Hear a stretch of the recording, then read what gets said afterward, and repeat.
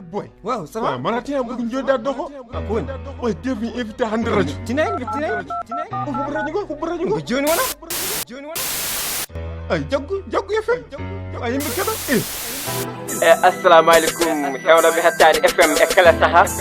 gollo oɗen guevitiɗo deve mission hodre fouta o haala men ko woni risato saaha kettoɗe rappuruji daratoɓe ne mantoɗon lamɓe hollo koɓe goni ɓoccore hol koɓe dañi haydara hol toɓe keedi yonti hankkadi onono finon émission gada fof kay jahon guila ɓamɗon ya dañani haydara guila ɓamde wonde firtani haydara rappuruji daratoɓe ne mantoɗon lamɓe hol koɓe goni ɓoccore hol koɓe dañi haydara hol toɓe keedi est ce que lamɗo wonko waɗi ɗo est ce que maire ke wonko waɗi ɗo pomsere madde mbaɗa gasata lamɓe jooɗi ɓerde fasa tan risatol ene tarde risatol ene kali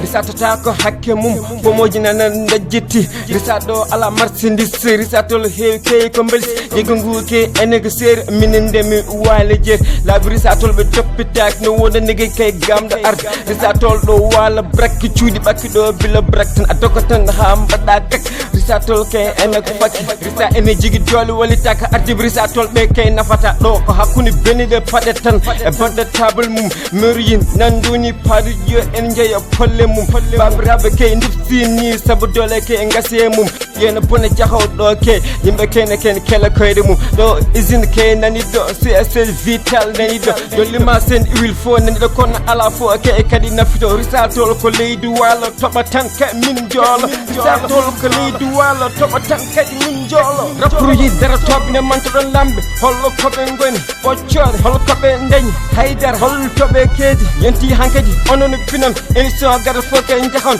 guila ɓamɗon ya dañani haydara guila ɓamde wonde firtani haydara rappuruji daratoɓe ne mantoɗon lamɓe hol koɓe goni ɓoccore hol koɓe dañi haydara hol toɓe keedi est ce que lamɗo wonko waɗi ɗo est ce que maire ke wonko waɗi ɗo pomsere madde mbaɗa gasata lamɓe jooɗi ɓerde fasa tan ligguiyaji mum golle mum ke ɗum ɗon ko fadde muɗum kala garde risatol kay nan ɗo jooɗe bureau muɗum coppiraji robin coura ke ɗum ɗon ko guuru muɗum yimɓe liggani ndinki dañje kamɓe fof ke ɓeni ɗo risatol woni ɗo kay koye lamɓe kayne heeɓe beele élection ko garɗe ɗo fof ɓe gara puusi yimɓe kay cala taw proncéne ma ɗi jooɗi duuɓi kiital kay fewna ɓe gara ɓe pena ɓe nawa hakkillaji ɓe gara ɓe pena ɓe dusa jawdi men hay manifeste mabɓe daraki yimɓe sappo moƴƴiɓe ɓe dañani ɗo ko yimɓe ɓowdirdeede moni fof ɓurgoɗe ɓowdireedo risa ɗum ko seeɗa kay golle mum wonko heddi yesso suwa taw o arde mi yimmi yimti risande kali walla ko arde risa ɓe goni mbali kaalo gonga tan ɓe gañi nande rappuruji mantoɓe ɓen goni mbali kaalo gonga tan ɓe gañi nande rappuruji mantoɓe ɓen goni mbali dev mission komi sadik dev mission komi sadik oɗo ndewe mabɓe haydara dañani duuɓe kiitali haydara keɓani rappuruji daratoɓe ne mantoɗon lamɓe hollo koɓe goni ɓoccore hol koɓe dañi haydara hol toɓe keedi yonti hankkadi onono finon émission gada fof kay jahon guila ɓamɗon ya dañani haydara guila ɓamde wonde firtani haydara rappuruji daratoɓe ne mantoɗon lamɓe hol koɓe goni ɓoccore hol koɓe dañi haydara hol toɓe keedi est ce que lamɗo wonko waɗi ɗo est ce que maire ke wonko waɗi ɗo pomsere madde mbaɗa gasata lamɓe jooɗi ɓerde fasa tan donc assalamu aleykum o calminama gongol on kettima FM e oɗo saaha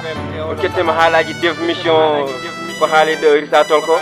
ɗum ɗon eɗen mbiya tan ha semaine prochaine tan inchallah